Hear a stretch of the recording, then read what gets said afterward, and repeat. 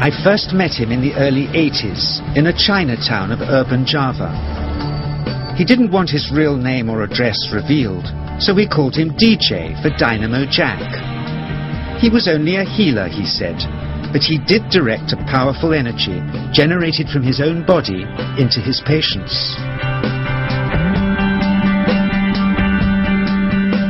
Sometimes he used the needles, sometimes just his hands. He called the energy Qi, and it was so strong that he usually needed a grounder to hold his patients' feet.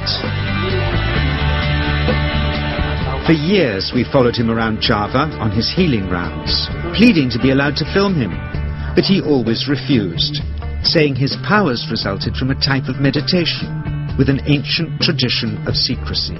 It was only when my brother Lorne was suffering from a serious eye infection that he finally allowed us to film him in 1987. It was nothing like any acupuncture I'd ever had.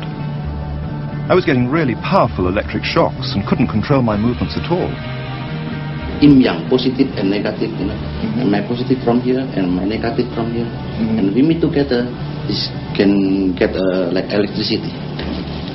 And is this because you're special? You have a special sort of It's for meditation every day. It's meditation that does it. Meditation every day.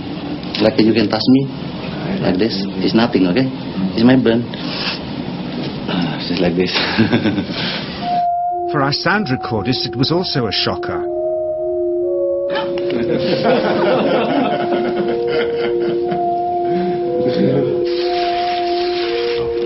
He then took our newspaper outside and showed us how Qi can also be used to set things on fire.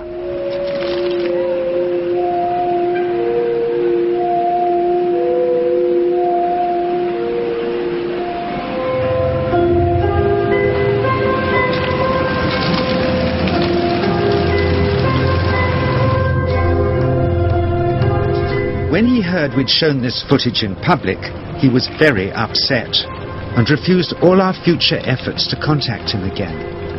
As the years passed, we sadly resigned ourselves to never seeing him again.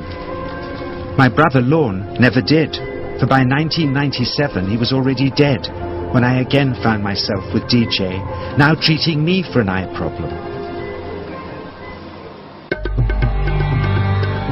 But it wasn't this that brought me back. He had tracked me down out of the blue and invited me to tell me a story. He had just returned from 2 years on a deep meditational journey, alone in the heart of Borneo.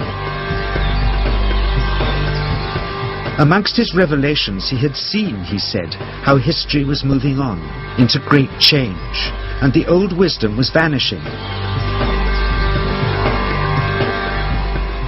So he'd called me back to film just enough of him to remind us that we all have undreamed of powers sleeping within us, and that there's nothing special about him except for his training in waking them. Grounding this patient, my cameraman Joe is having to use all his weight to keep contact. The Qi is pushing him away. He seems able to control the amplitude of this Qi, like a dimmer switch, and it causes uncontrollable responses in the patients and their grounders. I can barely keep my hand on you. Fly off, the electricity is so strong. This mother unwittingly grounds her child.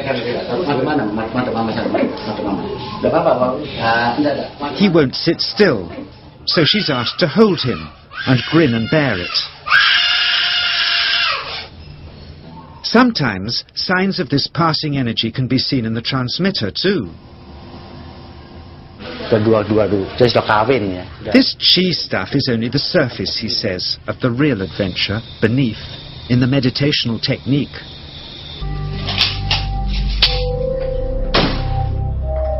Projecting Qi from the palm of the hand can also be used to resist rifle pellets, he says.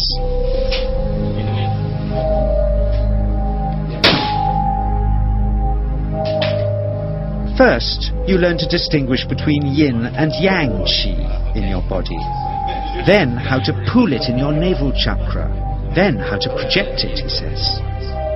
And it's the proportionate mixture between yin and yang which accounts for different effects, like pulling or pushing objects or igniting them.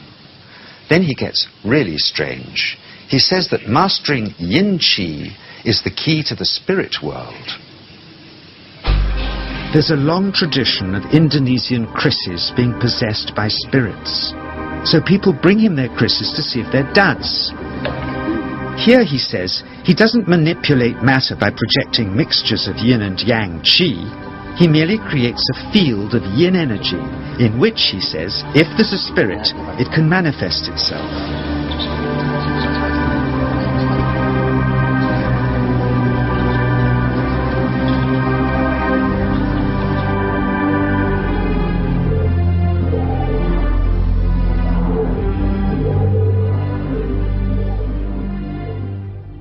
So I invited a small group of scientists back from the United States with measuring equipment to test if DJ was for real. And if so, where might this energy belong on the electromagnetic spectrum? Catherine Cook, CEO of the Mind Science Foundation in Texas. Dr. Roger Nilsson, a Swedish medic and international racing sailor. Dr. Greg Simpson, a physicist from New York's Albert Einstein University, and Andreas Polak, one of DJ's Australian students. The visitors are confident they'll uncover him as a fraud in no time. Greg is the first guinea pig, and he's uncomfortable about showing that he can feel anything at all. Dr. Roger doesn't know what to expect.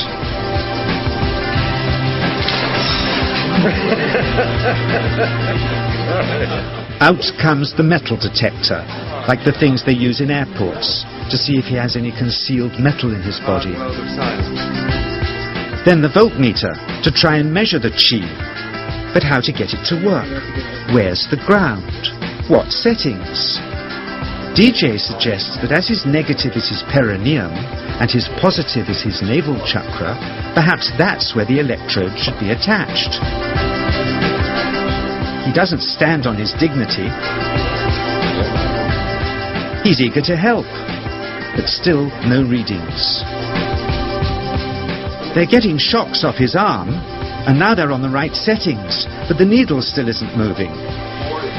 DJ says it isn't electricity, it's qi. It's 1, 2, up. I feel it in my whole body. I feel it at 3, 0.3. I feel it in my legs. Shit.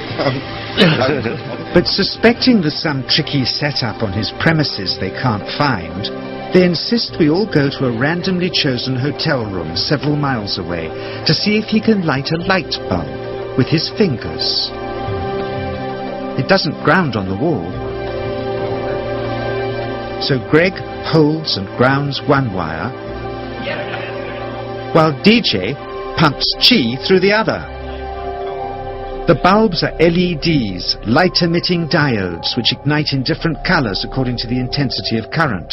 Yes. On, off, on. Brilliant. Oh, you're blinking. Things were going well.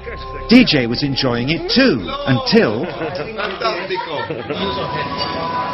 he invited us all out to lunch at his local, where he tried to push a chopstick through the table. He couldn't get it through the formica surface, so he came up through an inch of wood from underneath.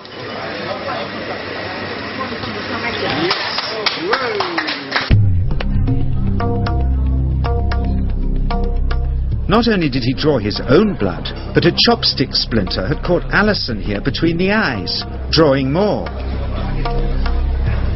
The incident was laughed off apologetically, but next morning he was a different man, drawn and upset. He said he'd been visited all night by his long-dead master, raging that he'd broken the strict taboos of his sect, never to show off in public and never to cause harm or draw blood. He felt deeply chastised. All further testing and filming must end. Never again would he submit to public scrutiny, nor accept any new students. He would sink from sight and continue his healing in obscurity, as he had done since before we met him in the early 80s, and had always told us was right.